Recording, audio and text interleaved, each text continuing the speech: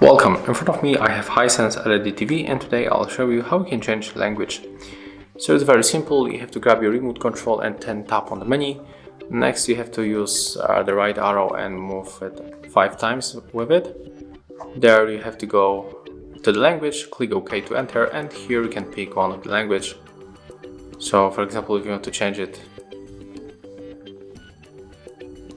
maybe for... Wait a minute. Maybe for Deutsch. I can press on it and then just click on the OK. As you can see, our language has changed.